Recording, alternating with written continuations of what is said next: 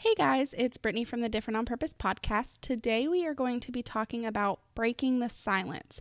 We're going to be talking about sharing our stories to heal our own traumas and also to inspire other people to share their experiences.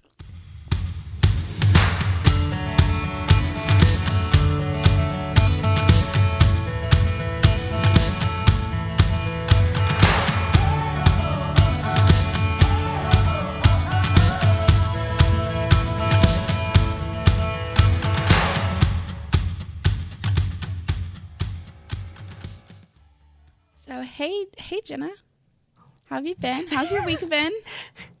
I've been struggling this week, to be completely honest with you. Well, I've been on the struggle bus for the past couple of weeks. I feel like I'm coming, I don't know. I'm getting better. I think the last couple of weeks have been really difficult for me, mental health wise. I just haven't had a lot of motivation to do really anything, but I can feel myself kind of coming out of the trenches a little bit. So it's kind of been off and on. But I'm hoping for a better week this week. What about you? How have you been? Honestly, the same. This week has been a big struggle. There was a couple of days where I forgot to take my medicine. My week just started off really crappy. Declan had some sort of episode at daycare, and I don't know if it was a seizure. We took him to the doctor, but there was not really a way for them to tell afterwards. But it's been 2 years since we've had anything like that happen, so that just really scared Colby and I and kind of threw us back into some PTSD from a few years ago. So we kind of started our week that way. Colby had a lot of really bad chest pain later in the week, which he went to the hospital to get checked out, and luckily everything was fine. I think it was just severe indigestion. But then freaking Friday I got into a car accident, and luckily it wasn't terrible. Somebody in front of me slammed on their brakes, and then somebody behind me tried to avoid hitting me, and so she kind of veered to the side, and so she just kind of scraped to the side of my car, which was the best case scenario for both me and her. There was minimal damage to both of our cars, but she was when she got out of the car, she was so young, and she was 9 months pregnant, and she was just crying, and I was look, I do not give a crap about my car, just, are you okay? But it did kind of I don't know, it was just kind of crappy ending to my somewhat crappy week. And then just having missed my medicine for a couple of days, I remember Friday, I just came home and I was so emotional and just I was emotionally exhausted and just emotionally spent. And I was just I'm just ready for a new start. So I'm feeling better today for sure. I had brunch with a friend yesterday, and that kind of upped my spirits a little bit. And then now, going into a new week, I'm just hoping to reset. Today's Sunday reset day, and we're gonna have a good week this week. Good. I'm so sorry, dude. I didn't realize that's a pretty bad week. That's a pretty bad week. I know, my family came to visit and everything, and I'm sitting here saying that my week wasn't great. It was good. My family did come to visit. Yeah, but sometimes if your mental health is off, it can just make everything feel not good. Yeah. So that sucks. Yeah. So for those of you who may just now be joining us, a little bit about Jenna and I and our podcast. We met in high school, but we now live in different states. We are doing our podcast virtually. We've been doing it for this is our 6th episode, but it's been more than that because some of them have been in 2 parts. So this is our 6th topic. So we are just 2 normal ladies who have suffered through some pretty bad traumas in our life. We just want to be open and honest about our experiences and how we choose to be different from our circumstances. And we want to hopefully encourage other people to share their own experiences and make that decision as well to just be different on purpose. I wanted to start off by asking you, what do you think is something that you are currently doing, in whether it's something you started today or something you've been doing for the last couple of weeks? What is something that you are currently working on to try to be different? Whether it's something you struggle with from your past, and it's something you're still working through, or whether it's something that just came up. Kind of a loaded question because there's a lot, but I think I'll focus on one thing. I've been incredibly depressed, and it's almost to the point where I am aware that it's starting to like affect how I operate like consciously, if that makes sense. So at first it was just like a subconscious thing. And I was just like letting myself feel the feelings and like going through the motions and stuff. But now I'm realizing consciously that I want to do something about it. I'm getting very irritated with it. So what I've been trying to do is, and you can see this on my social media if you want to follow me on TikTok, but I've been like trying to get out of this flop era is what I'm calling it, and basically just forcing myself to do something that makes me feel good like every single day instead of just like sitting and wallowing, because that's what I tend to do when I don't feel good. And I'm really, really trying to be different in that sense of just overcoming this depression and this mental health issue that I've been facing, because I don't want to live my life like this forever. And I think I'm starting to realize that if I don't make changes, nothing will change. Like if nothing changes, nothing changes kind of mindset. So I'm really,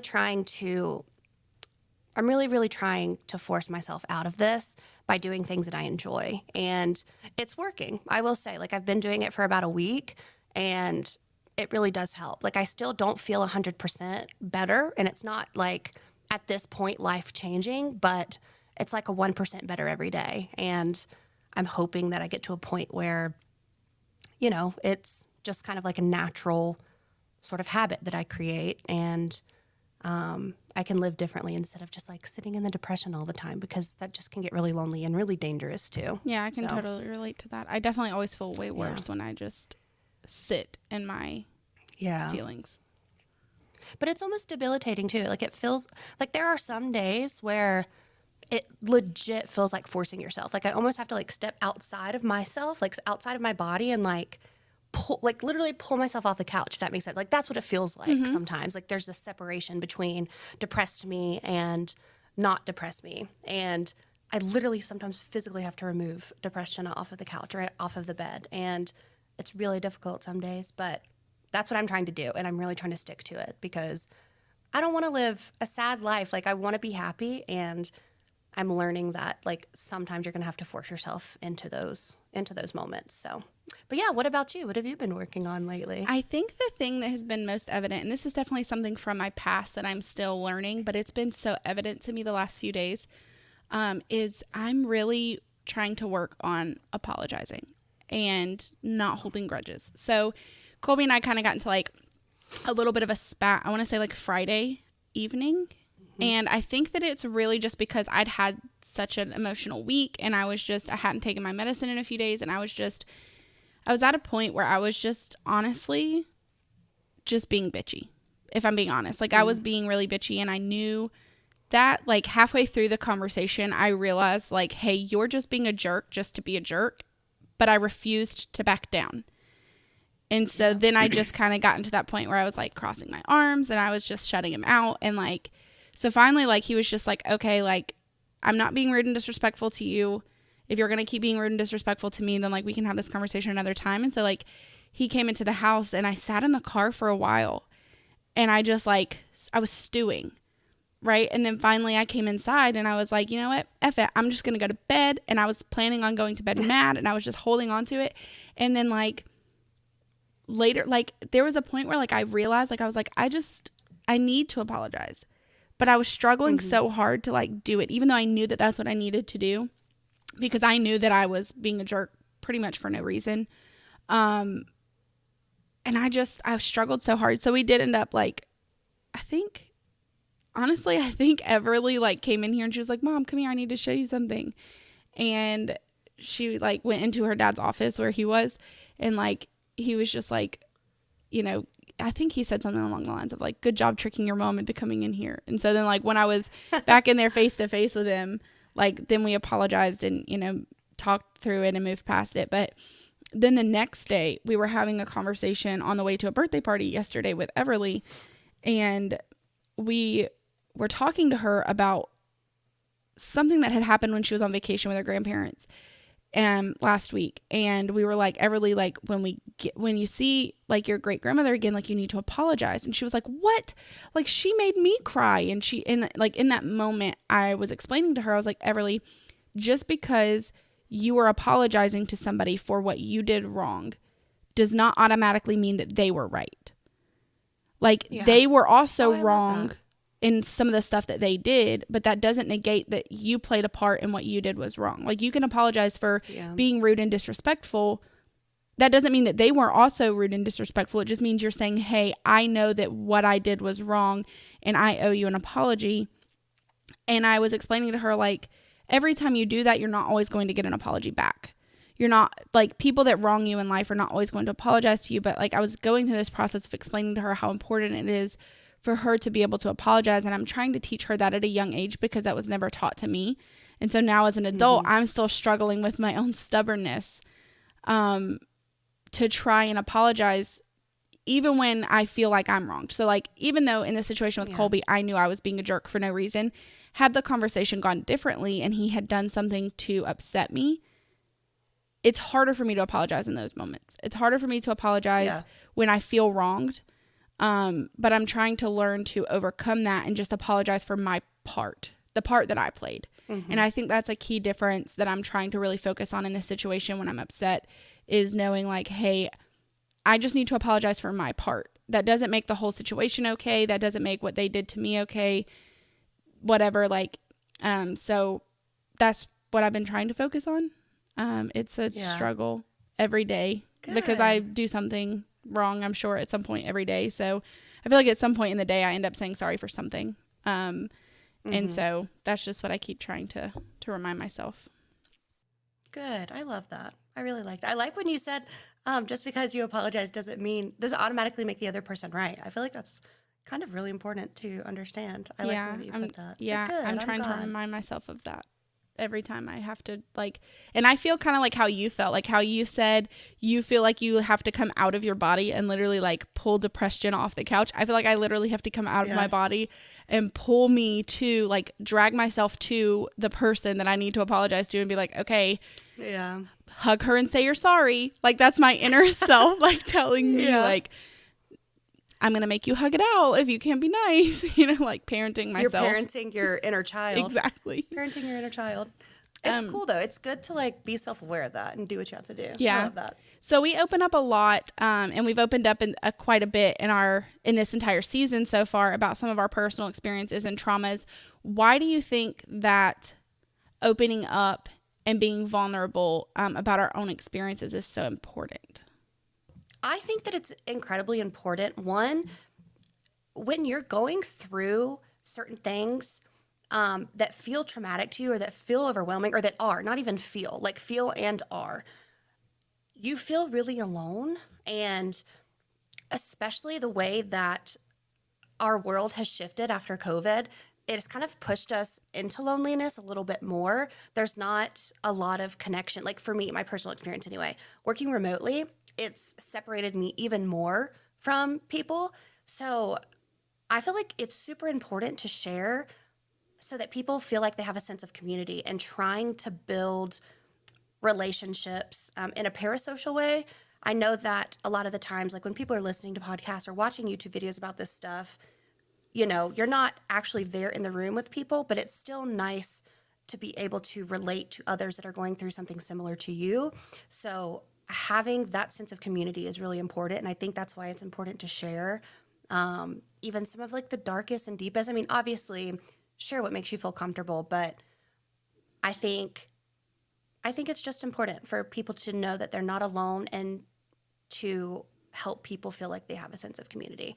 I think that's the biggest thing for me, and why I like to share and open up about my experiences, because I really relate to people that I see online. Like when I was going through, my panic disorder, and when I was having panic attacks every single day, I remember going on TikTok and, like, trying to find people who would open up about their panic disorder and anxiety. And that helped me so much, like watching these people and learning about their coping skills and just, like, trying to get more information off of social media. And that has helped incredibly. Like, I am in therapy and I do take medication, but as crazy as it sounds, like, TikTok helped a lot. Like TikTok, YouTube, all of the people who are mental health, I don't want to call them mental health influencers, but you know what I'm trying to say. People who speak on mental health a lot. Advocates. Yeah, mental health advocates that are online, they helped me so much.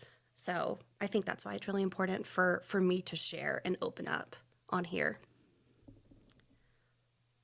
Yeah, I agree with that. And I can relate 100% to like feeling alone. I don't know if we talked about this in another podcast or not, but I remember when my depression first hit, I didn't know anybody else personally that was struggling with depression. Um, and so it was hard, especially like amongst our friend group. Like it was really hard for me to get anybody to understand. It was hard for Colby to understand because he's never experienced it. So I did feel really, really alone. And I don't think TikTok was a thing back then, but other social media was. But it was like there was still these like stigmas, I want to say, like about admitting that you had like mental health issues. And so it was really hard for me to open up about it. And then I feel like I tried, but at the same time, I expected for people to notice. Yeah. I think, and when people didn't, it made me more depressed. And I think that that's why like a lot of people will talk about depression being like the silent killer, because a lot of times it's not noticeable from the outside. But when you feel it, like when you feel it on the inside, you feel like it should be. Like you're like, how can everybody else not see how badly I'm struggling? So I think that I felt really, really alone in some of that. And I know that like later on, I think you and I had talked about it. And then even I know Ashton had mentioned to me at some point, like now that you guys have experienced some struggles with your own mental health, like you guys were like, man, like I didn't understand when you went through it. And although I'm still going through it, I don't know if I'll ever like be 100% better. I think that I'll just learn over time, and that's what I'm working to do, is just learn to manage it and, like manage it daily so that it doesn't get to a point where like it debilitates me like it has in the past. But I do agree. What do you think, what does the term like being vulnerable mean to you? Like what, if you think about being vulnerable with somebody, what would that mean for you more than just like a topic, I guess? So like not specifically the topic you're sharing, but just the feelings, like feeling vulnerable. So this is like an interesting question for me, because I literally don't have a problem being vulnerable with people whatsoever. That's how I connect with people mostly. And like I could meet a stranger, and if I have good vibes about them, like I'm going to tell them my whole life story. That's the story that I like to tell a lot of the times is like one of my newer friends that I met when I moved to Colorado. I literally, the first day I met her, opened up to her about my Adderall addiction. And I have no problem being vulnerable to connect to people. So when I'm thinking about, and that is vulnerability, I'm not going to lie, but it's easy for me to do that. When I think of true vulnerability for myself, it has a lot to do with like letting go of control. So for instance, like I'm trying to think of like a good topic, like money is a good one. Money is a big one. So I am not great with money. Like I spend money, and I have some debt and stuff too. But the control that having control of my money and like not letting someone else help me is really, really difficult for me. And that's one place that it's really hard for me to be vulnerable. So my fiance wants to help me, and it took me a really, really long time for me to open up about my financial situation to him, even though we'd lived together for, I think, 3 years at this point. For me to open up and share that difficulty that I was having was really, really hard. And it was a place of me letting go of control. And I find that a lot of the times, like even as small as letting somebody cook dinner or cook Thanksgiving. Like I love hosting and I really enjoy cooking for other people. But like when I offer to cook Thanksgiving or I offer to host, there's a sense of control there, because I want to be able to control what food I'm cooking and like control the atmosphere. And trying to let go of that feels very vulnerable to me. And like trying and like allowing people to help is also a place of vulnerability. So a lot of it has to do with like releasing control, if that makes sense. Like my true vulnerability. Like I said, I can open up to people about anything, but when it comes to letting go of control of something, that's when it's really, really difficult for me. How do you think, in situations in which you've had to, relinquish control, like with Dion and your money, or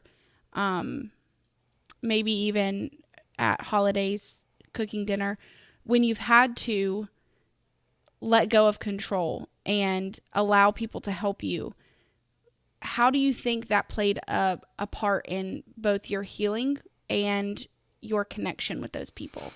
So, as far as healing goes, my inner child, that's a lot of where the control comes from. So, I grew up basically, it's hard for me to like say that I had a bad childhood. Like, my childhood wasn't bad in the sense of like, I didn't necessarily like go without things. It was more of like a mentally stressful childhood. There's a lot of like, I think you know what I'm saying. Like it wasn't like I wasn't neglected physically, but I was neglected mentally a lot. So it was very, very stressful mentally. So I learned from a very young age that in order for me to create a safe space for myself and for my mental health, I had to have control of what was going on at all times. And when I release control, my inner child screams, pitches a fit, and it's almost like I'm having to tell her, hey, you have to trust me in trusting these people. We care about these people care about us, and let them care for us. Let them show us love. You know, we don't always have to be the person who is trying to do and go above and beyond for other people or have control of absolutely everything.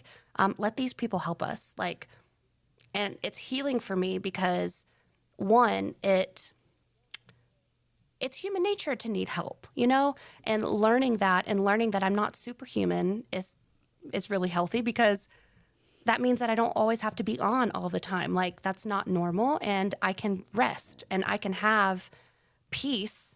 And that's something that I felt like I couldn't do without freaking out or whatever. So it's been really healing for like my inner peace, I guess. And just trying to get my inner child to learn to trust people, even the people that are closest to me. Like I'm allowed to ask for help and I'm allowed to be helped and to have help.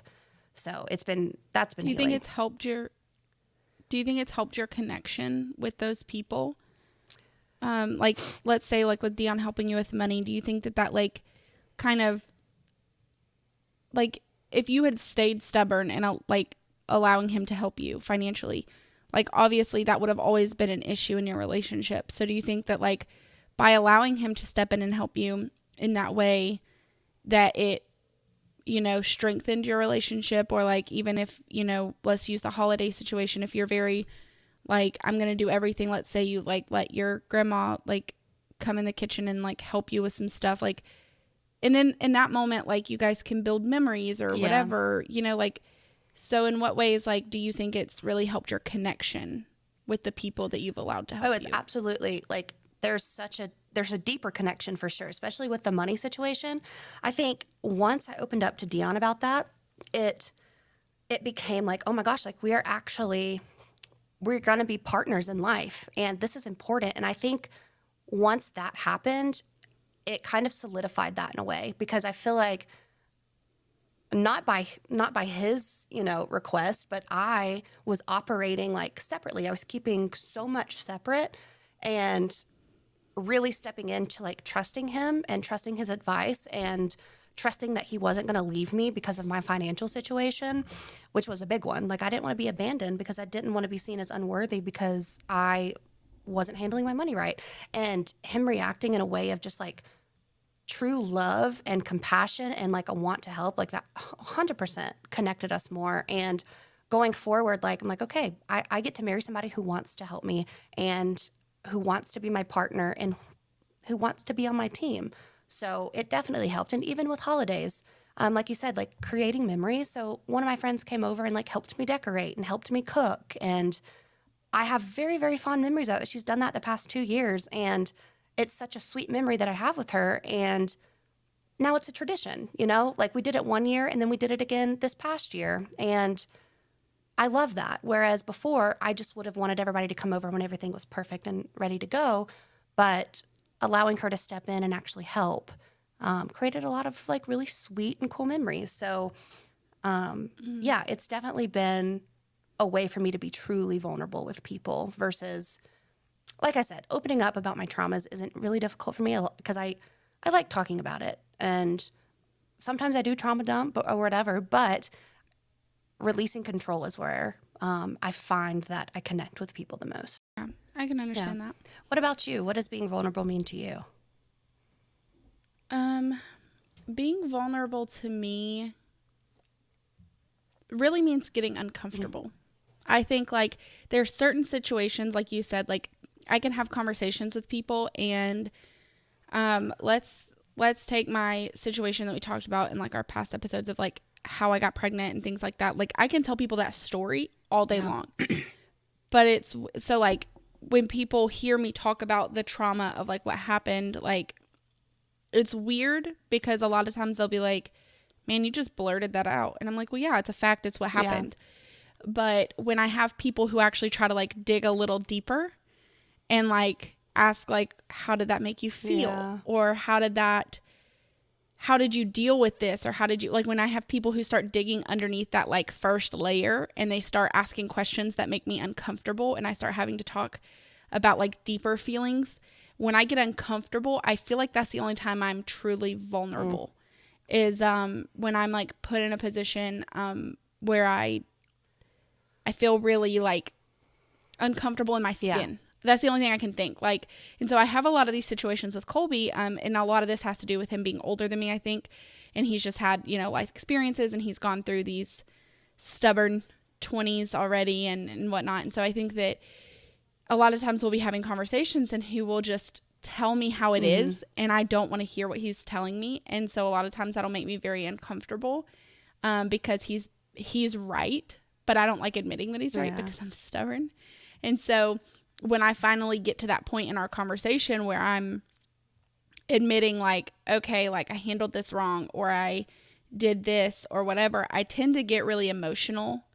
And so I'll usually cry because I'm a crier, cry about everything. And then also like, I just feel so uncomfortable in my skin. So a lot of times like I will literally like cross my arms, and Colby can always like tell, he'll be like, that's the sign. Like he can tell, cause I'm trying to make myself feel more secure by like crossing my arms or like, I don't know. It's really weird. Like how my body language will try to like tuck itself in to make me feel more comfortable because I feel like I'm coming outside of myself and having to have some of these conversations. So to me, that's how I can always tell that I'm being really vulnerable with somebody is like when it's not just sharing.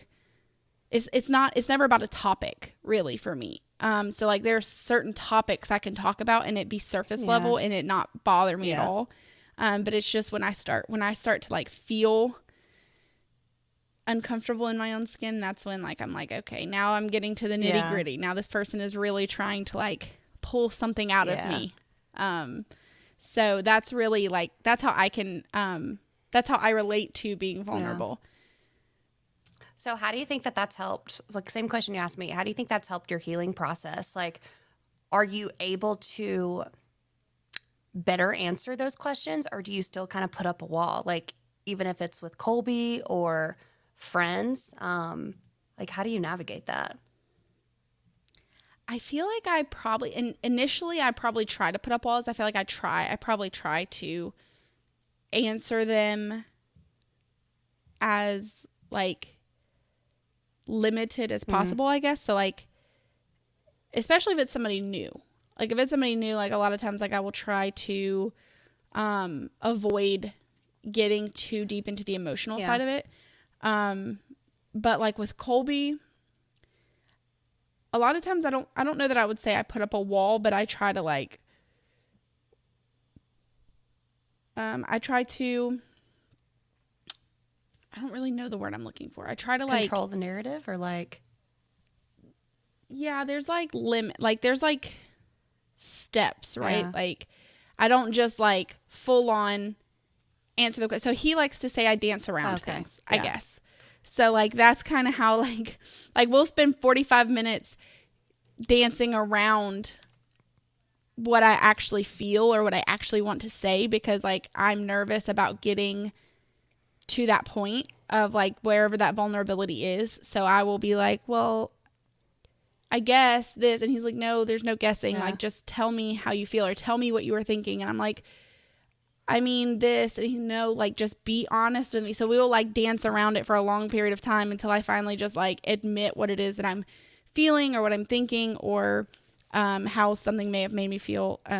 So I think that's the thing. Yeah. Like, I don't know that it's necessarily a wall.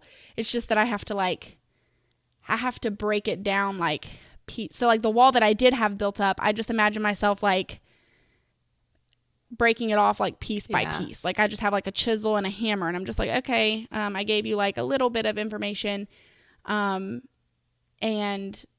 see, like, I see how you handle that little bit, and then I'm like, okay, like, I'll give you another piece of information. Okay, you didn't run away. Like, so I think that's really how it is, more than just building up walls. But in the end, yes, I think that it definitely helps. It helps our relationship.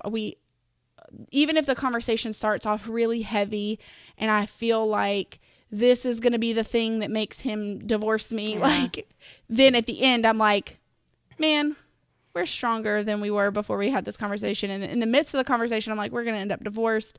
But then afterwards, I'm always like, nah, he's never getting rid of me. So is that like one of your fears, of being vulnerable in a relationship? Or do you think that's like what's challenging about it?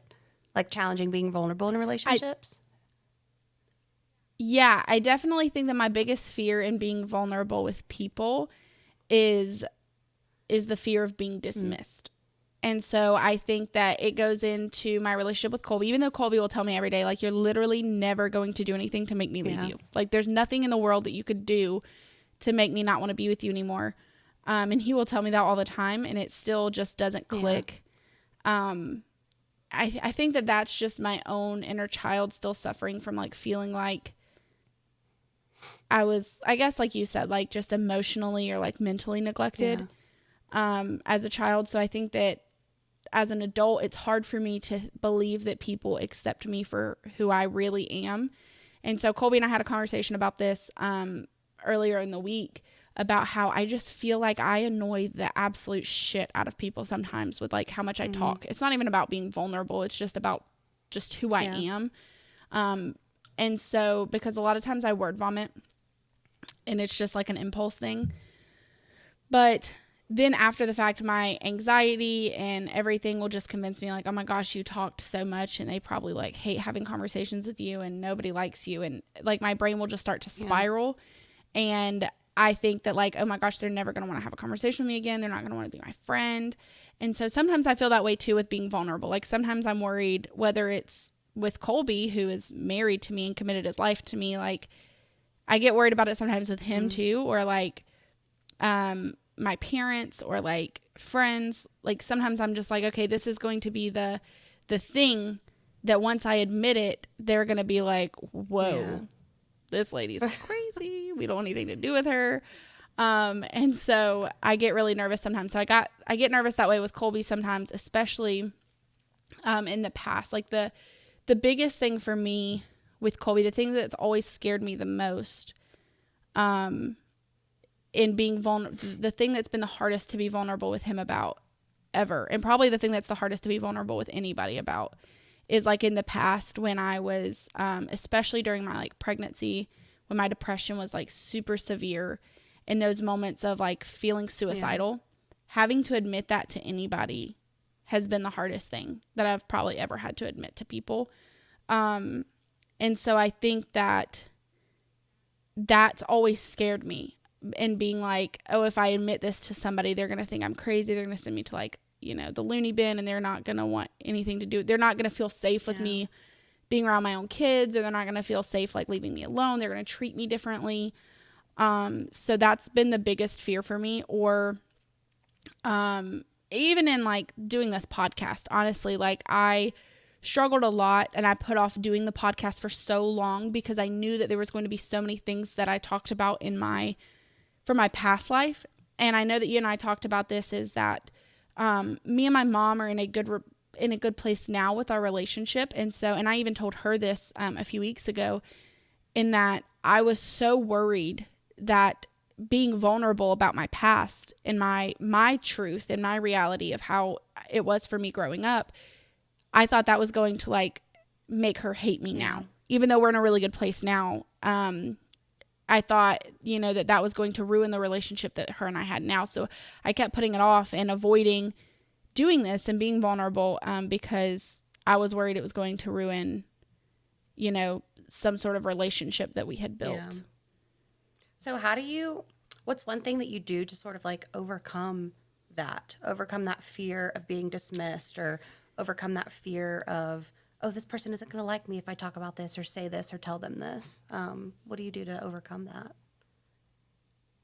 One of the biggest things that I do, especially when it comes to like friendships, is just constantly reminding myself that I'm not going to be everybody's cup of tea. Everybody's not going to like me. And that's okay. That's hard because I am a perfectionist. I have a big perfectionist mentality. I feel like if it's not perfect, it's really terrible. There's never like an in-between for me. So I feel like if somebody doesn't like something I said or something I did, then that automatically means they don't like me. And so sometimes I have to differentiate and be like, it's okay because I feel that way about people, but I don't ever let myself accept that people might feel that way about me. Yeah. So like, let's say that you say something that I don't agree with or that upsets me, like that doesn't automatically mean that I don't love you as a person. It just means that like, okay, we don't agree on that thing, but it's hard for me to make my brain think that way about me. Like I feel like if I say something that upsets somebody, that they're automatically just going to write me off. They're never going to want to talk to me again. So I just have to remind myself that just because somebody doesn't like one thing that I may have done or one thing that I may have said, that it doesn't automatically mean that they don't like me as a person. And then being able to be okay with the fact that there are going to be people out there who just don't like me as a person. And there are plenty of people out there that I don't care for as people. You know, like there's just people out there that I'm like, you don't give me good vibes, you know? Yeah. And so I don't want to hang out with you, and I don't want to really spend, you know, my energy being, you know, your friend. But it's hard for me to accept that everybody doesn't like me. And it's just because I feel like I genuinely have good intentions. I genuinely have good intentions and conversations with everybody that I meet. And there are just people out there, and there are people that I've been friends with and had to stop being friends with because honestly, they only serve their own personal agenda. And there have been times where even though I come into a friendship like fully vulnerable and fully available to, you know, give and take and be your person and you be my person, like sometimes there are just people out there who are only looking to see what you can offer them, how they can benefit from you, and you don't get that same energy back. So just knowing that I'm not going to be liked by everybody. I'm not going to be,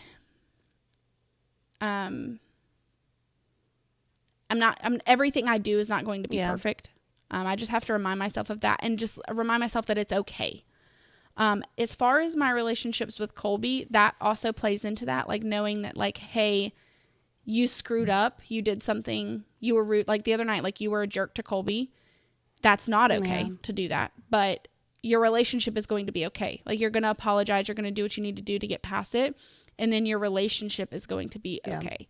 And reminding myself that like, hey, just because you were a jerk for 30 minutes today, it doesn't make the entire day bad. And it doesn't make your entire marriage bad. You know, like you've been together for 6 years, but just because you were a jerk for 30 minutes, it doesn't automatically mean like your whole marriage is a failure. Like, so my brain will just jump from like 0 to 100. So sometimes I just really have to get in there or like come outside myself and be like, lady, listen. You don't have to jump to the extreme. I'm the same way. I go to the extremes all the time, and it makes it really difficult. But so what would you say has been the most challenging thing for you in being vulnerable? So I think the biggest one is, like I said, control. The reason I think that I control things is because I want to control, one, the narrative of what people see of me, and it's almost like I'm doing that to protect my true and real insecurities. So one of the things that I can think of that I've done for a really long time is I have vitiligo. I got vitiligo when I was super young.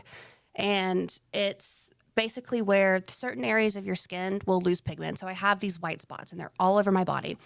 And I can remember getting made fun of a lot in like preschool, like younger schools. And like having people stare at me all the time, like obviously made me very insecure about my body, insecure about the way that I looked. So I think I developed this mechanism to control the way people viewed me so they wouldn't see my true insecurities. So I wanted people to like who I was as a person. I wanted to be as friendly as possible. I wanted to just control what people thought of me, because if I was a good person and I could convince people that I am a good person and that I am nice and I am kind, which I am those things, but I almost overdid it in a way. So if people thought those things about me, they wouldn't make fun of me, or they would feel bad if they looked at my skin, or I don't know if this is making sense. So it's almost like I was blocking the true insecurity with that control. So overcoming that has been, or what it's looked like has basically been something similar to you, just knowing that not everyone is going to like me. And honestly, just knowing that there's some just like really shitty people out there that no matter what you do, like they're going to make fun of you and they're going to be rude and they're going to be mean. And that's just who they are as a person. And not that it's right, but learning to just develop self-security enough to not let that bother me. And that has been really, really challenging, because when you are feeling really insecure and then somebody says something to you that touches on that insecurity, it hurts. It doesn't feel good. But just kind of allowing that and opening myself up to that without trying to convince them that I'm a good person, or like basically trying to control what they see of me and trying to keep them from being rude, it's been challenging, but that's the way that I'm kind of going about it. So TikTok's a big one for me. Opening myself up to the internet. There's a lot of scrutiny and there's a lot of mean ass people out there that will comment on stuff that is just completely unnecessary. But being aware of those kind of people, and like, I'm not trying to like justify it or like say, hey, if you're insecure about something, go put yourself on the internet. Like, don't do that if that's going to hurt your feelings. If you are really insecure, I'd stay far away from any social media platform until that you've kind of dealt with that, because I think I opened myself up to it really early on, but thankfully I was going through a journey of self-love and like trying to find myself and self-security. But that's honestly helped. And just knowing that like people are rude and you just got to look past it and like know who you are as a person, and know that that doesn't define who you are, and they will never know who you are because they're on social media. Like they're just seeing a certain version of you. So that's part of how I've overcome it. And then therapy, lots and lots of therapy, and just trying to find self-security and trying to stop looking outwardly for validation that I'm a good person. Because I think for a long time, I looked at myself as not worthy because of the vitiligo and because of the way that I looked. And I've always correlated, not always, but I used to correlate worthiness with your appearance, and trying to break out of that and just like genuinely wanting to be a good person, not because I want to control a narrative that somebody sees of me, but genuinely because I care about this person. And that's really helped. Like just knowing that I have good intentions and I am a good person and I like who I am. So I don't really care about what other people think or what other people see. And yeah, I think that's how I've kind of overcome it. It's still hard sometimes. Like it sucks when somebody says, oh, she's fat, or like, oh, like they'll just say comments. People just say mean things, and like it doesn't feel good, but it's kind of like, well, they don't like who I am, but I like who I am. And, you know, that's okay. So with you talking about your struggles, especially with social media, and we'll talk about social media specifically in just a little bit, but do you think that it's important for people to be vulnerable, to share their experiences with, the people close to them? We'll start there, just like with family, friends, maybe even strangers they meet. Do you think that it's important for everyone to experience that in some sort of capacity? So I think it depends on the person. I think being vulnerable is important for the human connection, like being vulnerable with people, whoever that may be. And you're not going to be able to connect deeply with somebody if you're not. But I think it does depend on the person. I think that has to feel right for them, and that has to be right for them. Because I know a lot of people who are able to handle a lot of situations on their own, and they prefer to do that. If that's healthy or mentally for them, I don't know, and I can't say that. But I do think it's important to talk about things that are really bothering you, whether it be with a therapist, whether it be with your family and friends, whether it be online. I think it's important to offload a lot of things that you may be keeping in and trying to connect with other people. Otherwise, I feel like it would just make you go crazy. I can't imagine keeping all of the things that I keep inside of me without telling somebody about it or trying to connect with other people about it. So yes, I feel like it's important, like specifically just from my experience mentally, like whether that is with a therapist that's not going to ever tell anybody and you can keep it secret from all the people that you want to keep it from. Or if you feel close enough to connect with a family or friend about that, that's fine.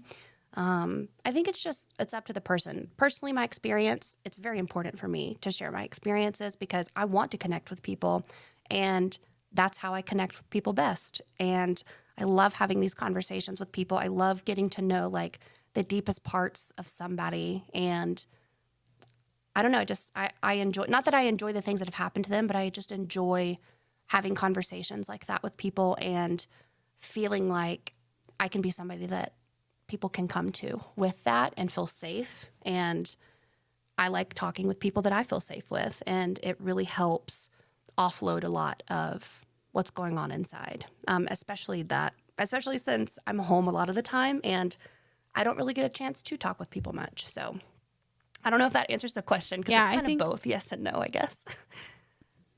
Yeah, I think that it definitely depends on the person to a degree. I think that it's important I do think it's important for everybody to share their experiences. Now, I think it depends on the person when it comes to how they do that, right?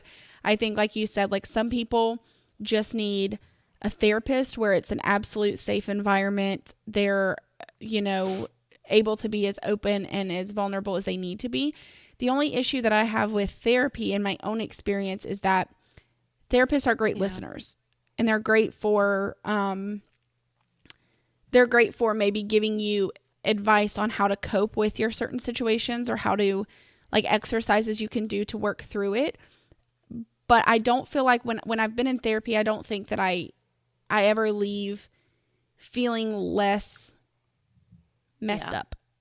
I don't think. Like, I think that I feel better because I got it off my chest and now I know some coping mechanisms that can help me process the next time I experience that situation. But I feel like I really build community and connection when I share with other people. And like we talked about at the beginning of the episode, I really feel like it helps me not feel alone.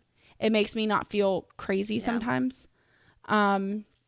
And I experienced this a little bit with like, I went to brunch with a friend of mine yesterday morning and we were just, chit-chatting. We were talking about our kids. And then at some point, like we started talking about ADHD and like she was giving me some examples of like how it affects her because she's not been officially diagnosed, but it's just like one of those things where it's like, yeah, I know that I have it based on, how crazy I am. Yeah. And so I'm the same way. Like I haven't officially been diagnosed, but Everly has, and I have a lot of the same symptoms and stuff that got her diagnosed. And so I just have to go do the whole like psychology thing. But we were talking about it and like, she was just like, I lose my phone all the time. And I was like, me too. And like, Colby calls me, like Colby's just like, how do you leave your phone everywhere? And then he's like, use your Apple Watch to find it. And I'm like, well, I can't because one, I'm not wearing my Apple Watch. And two, I forgot to charge it. And we were just like laughing about how like, that's the exact same situation for both of us. Or like, we won't be able to remember like what we had for breakfast this morning, but we can remember like, oh, there's a hair clip that I'm looking for. And it's like in the back, if you go in my bathroom, it's like under the cabinet in the very back behind my straightener. If you lift it, it's like under, and I'm like, we can remember the craziest things, but like we can't remember simple things. And it was so good to be able to relate to somebody and be like, okay, I'm not crazy. Colby thinks I'm crazy and Colby tells me I'm crazy all the time because he doesn't understand the way my brain works. And honestly, I don't understand the way my brain works either, but if I wasn't having these open conversations with another human being, like outside of therapy, like just a genuine person, then like I could still feel alone because I feel like if I had this conversation with a psychologist, they would just be like, oh, it sounds like you have ADHD. And like here's some things you can do to manage it, and then here's some medication you can maybe take to help manage it. But they wouldn't get on the level of being like, it's not just you, it's me too, and it's everybody, and it's normal to some degree to like, you know, experience this stuff. And so I think that that's really how you can build community and connection with people in your everyday life, or even just new people that come into your life, is just being able to be vulnerable and share your own experiences. And sometimes, like we said, it may not be that person's cup of tea, or they may not be able to resonate with it. But even if they can't resonate with it, like sometimes you might get empathy, you might get more understanding. Like with Colby and my depression, he's never experienced it, so he's not able to relate to it, but he's able to understand me better when I have days where I just can't get off the couch or something. Like he's like, okay, and he can now understand me a little bit better than just if I kept all that in. If I always kept in like how I was feeling in those moments, he would just come in and be like, you lazy bum, get up and do something, you know, like, so I think that it's important to be vulnerable and share your experiences with certain people. It doesn't have to be everybody. You don't have to go around just like emotionally dumping on everybody that you meet, but I think that it's important for everybody to do it to some degree. I agree. Especially especially for me. And like you said, like with Colby understanding the depression part, Dion has never he has some moments, but I think at first he didn't understand my anxiety. He didn't understand my depression. And specifically with the anxiety, he's been struggling a little bit with it. He's been experiencing some symptoms of anxiety. And he's finally gotten to a place of like, oh my gosh, like I didn't realize that this is what you were dealing with almost every day. And to the extent that I was dealing with it, not saying that his is any less than mine, because it's different for everybody, you know, but having panic attacks every single day, he was like, what is going on with you? And bless his heart now, like he's experiencing those symptoms, and now he's able to empathize a little bit more, whereas before he tried but like couldn't actually feel what I was feeling and like truly empathize. He would sympathize but couldn't really empathize.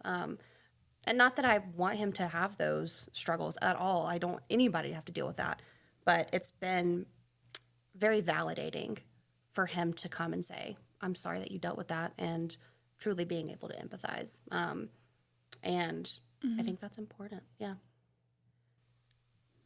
So if you do decide to share your experiences, or if somebody is looking to open up a little bit more to other people, what would you say would be like the right time to have these conversations for you? It could be for you. It could be like just in general. But yeah, like what's your opinion on basically the right time to start having these conversations with people?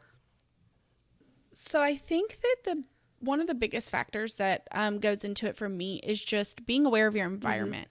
Like if you're trying to have a conversation that's like really deep and really emotional, like is this a place where you feel at peace being your most vulnerable self? Like if you're out at a busy restaurant and you're seated like, you know, a half an inch away from the table beside you, do you feel like this is a very proper place to like have a really deep emotional or just personal conversation, I guess?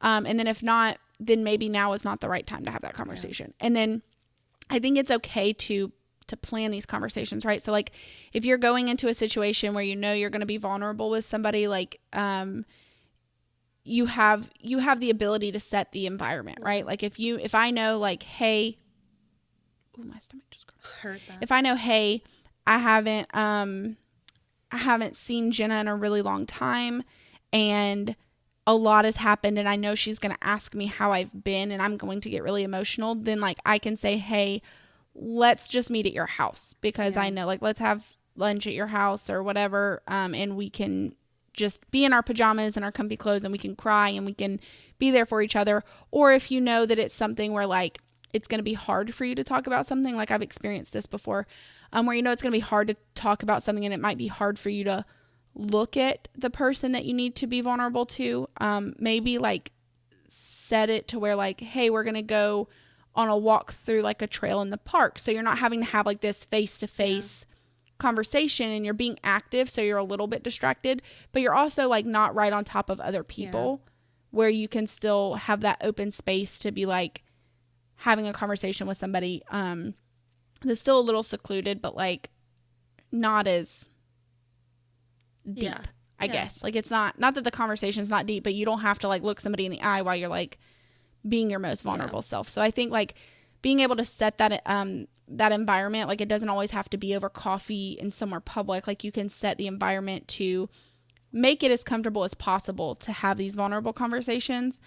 And I think that just making it like being like making it acceptable, I guess, to like plan it out. Like it doesn't have to always be like a spur of the moment like thing. I think it's okay to plan out being vulnerable. Like, you know, plan out having these emotional conversations, not like, hey, Jenna, on Tuesday at 3 p.m., like we need to have a really deep conversation, but just like, hey, Jenna, like I've been going through a lot.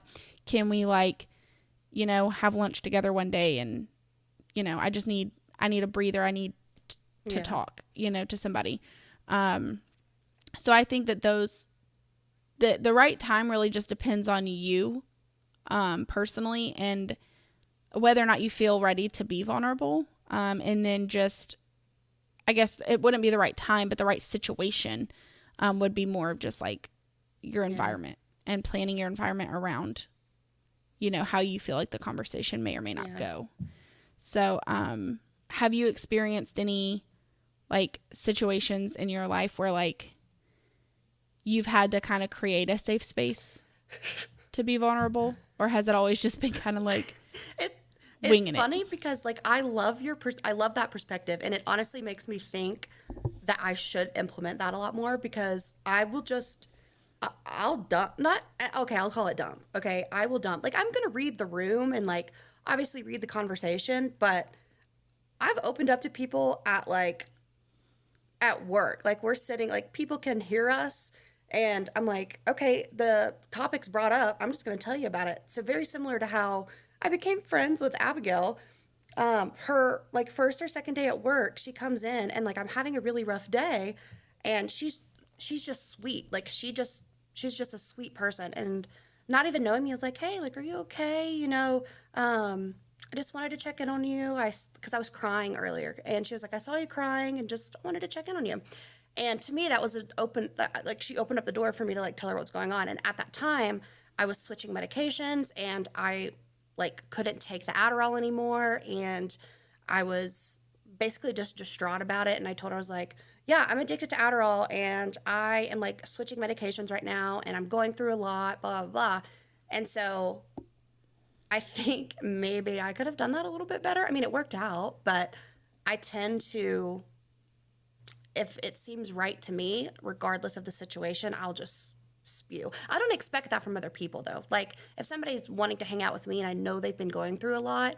So for instance, one of my friends just went through something really, really hard. And when I ask her to hang out, it's like, hey, do you want to come to my house? Or hey, do you want to like go for a ride or something? I'm not expecting to have that conversation in a public place. So for other people, I think I'm more aware of it, but maybe I need to like switch the perspective of like, okay, maybe this person isn't in a right headspace or in the right area for me to be vulnerable, because maybe they want to be vulnerable back and they don't feel like they can do that in the area that I'm doing it in, if that makes sense. Yeah. I think another important thing that I forgot to touch on too is like in it being the right time. Again, I don't know if right time is the correct term, but it just being the right moment, space, is just making sure that like when you're having these conversations, with people so maybe it's not when we're being emotionally vulnerable, but when we're allowing other people to be emotionally vulnerable with us, is just making sure that we are actively listening. I know like I'm the worst about giving people the space they need to spill their feelings sometimes, especially if it's something I can relate to. And it's like, this is another thing with like my ADHD and my impulsivity that I'm really trying to work 100%. On.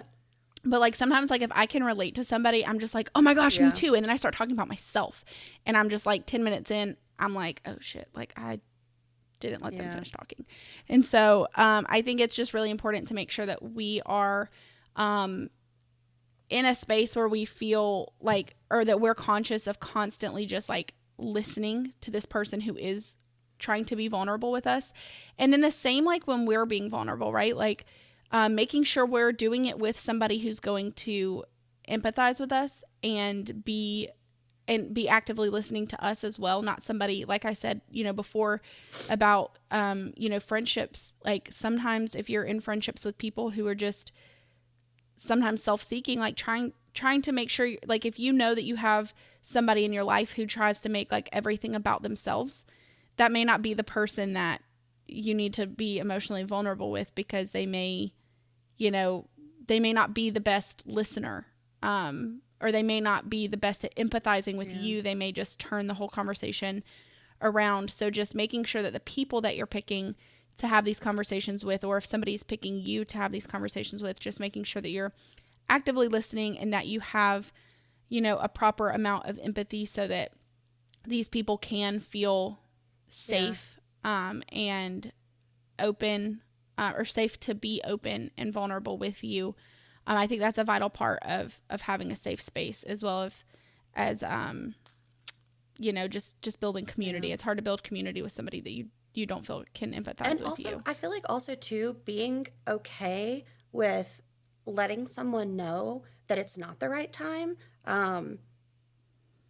is also good. Like obviously being tactful about it. If somebody is like seeming like they're going to open up and like maybe you don't feel comfortable or you're not in a place to receive that, being okay with being like, hey, I love you and I really care about you and I want to have this conversation with you, but right now, like I'm not in the place to actively listen and empathize with you. So can we rain check this? Or I know that that's difficult, but just knowing in the back of your head, if you really are struggling and you can't be there for them or give them that time, being okay with being like, hey, I really do love you and I really care about you, but can we like go get in the car, or like giving yourself permission to like say, hey, I'm not ready. Because I always try to ask someone if they're like in a place for me to talk. Like that is one thing that I will do to try to make someone else feel safe is I'm like, hey, I am basically about to talk about something. Are you okay with consuming this? Or are you in a place where I can vent? I try to do that pretty often, and I think that's also a big part. Is like if you feel like you're not in a place to do that, or if somebody asks you a question and you're not ready to answer it, just being tactful about it and saying, hey, I love you and I want to talk to you about it, but I'm just not in a place to do that right now. Yeah, absolutely. So I know that we talked a little earlier about being vulnerable and sharing our stories online. How, with you being bigger on social media than I am, obviously, how would you advise our listeners when it comes to being vulnerable online? Like, how do you balance your own privacy and your own healing and your own journey, as well as like being open and being vulnerable with the people that you are entrusting like your everyday life with, like online? So I'm still navigating this, and I think what I try to have in the back of my mind is, because I get pretty raw. I mean, like, I'm not like raw. I'm not like showing people me like laying in the bathtub, like bawling my eyes out kind of raw, I guess. But I think what I try to have in the back of my mind all of the time is, am I okay with somebody looking at this and just like completely roasting me? Would I be okay with that? Would I mentally be fine with that before I post? And I think that does help me keep a lot of the deeper things private. And that's good, and it's all depending on like how comfortable you are and really like what kind of community you want to build. I think TikTok has become a place of like, I want people to see like real life, and I want to share my real life and let people know that a lot of the curated stuff isn't real. And even though it may seem like it, it's just not. That's not what real life is. But also trying to not show like the deepest, darkest things, because I want to keep it as light as possible. And I don't know. I'm still trying to navigate it. I think the biggest thing is like, if I post this, am I okay with somebody completely roasting me? Like if it's something that's super vulnerable, and if I'm like okay with it, I'm like, okay, I'm just gonna post it. It still hurts my feelings when people are like, oh my God, whatever. Like I posted something yesterday. I had like put like oil and like my face looked really hydrated, and I was like, I guarantee somebody's gonna say something about my face being like super oily.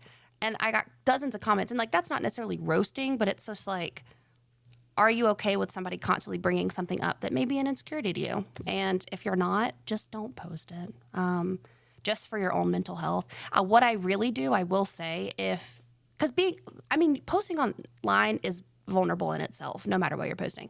But what I try to do is there's a lot of options on like TikTok, Instagram, I think even YouTube, where you can filter out certain words, and I do that.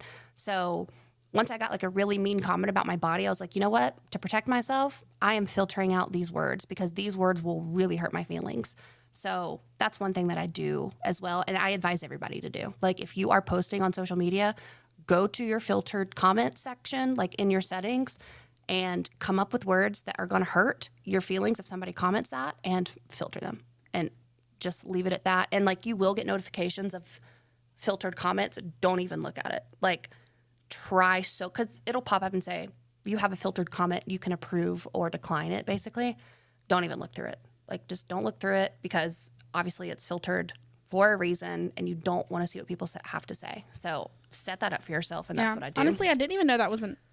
I didn't know you could do that. I didn't know either until I saw somebody cool. be like, hey, like, you can do this and you can protect yourself and it's fine. So that's what I do because I don't want nobody calling me ugly or fat, you know? Yeah. I think that I agree with you. I think it is really hard sometimes to balance being vulnerable online because you want to build community. And I mean, even with us doing this podcast, right? Like it's really vulnerable for us. Some of the things that we talk about, and we're trusting people really that we're like putting our biggest insecurities and traumas and stuff out there. And we're trusting that it's going to do more good than anything else. And I think that that's a big thing. And that's something that you just have to trust your intuition when it comes to balance as to like, hey, do I think that posting this thing of me being vulnerable, do I think it's going to help people more than it's going to hurt me? Yeah. And so, like you said, there are certain things that you absolutely know, like, hey, if I post this and somebody's mean about it, it's going to completely wreck me. That's probably not something you should post. But if you say like, hey, me sharing this thing about myself or this struggle that I'm going through, posting about it online, I care more about it helping other people than I care about how it may affect me. I think finding that balance can be really, really hard. And I think that it really is just a something that it depends on you as a person. Each individual person is going to be different. And I think that you really just have to trust your intuition when it comes to being that vulnerable online. But we love and appreciate every one of you who take the time to listen to our podcast and listen to us being vulnerable and, sharing our experiences with you guys. And we want you to know that if you would like more information on creating safe spaces or having any of these conversations, or you just need somebody to listen, we are here. You can always reach out to us on any of our social media, or you can reach us at differentonpurpose.pod@gmail.com. We would love to chat with you about any of this stuff. Absolutely. And as always, if you like these episodes, please be sure to like and subscribe if you're watching on YouTube. And if you know of anybody that's going to benefit from listening to the podcast, YouTube, whatever, please be sure to share it to your friends. We love you guys, and thanks for listening. And also be sure to join us next week for a surprise guest. I will not be here next week, but we'll have somebody really cool for you guys to listen to. Thank you, guys.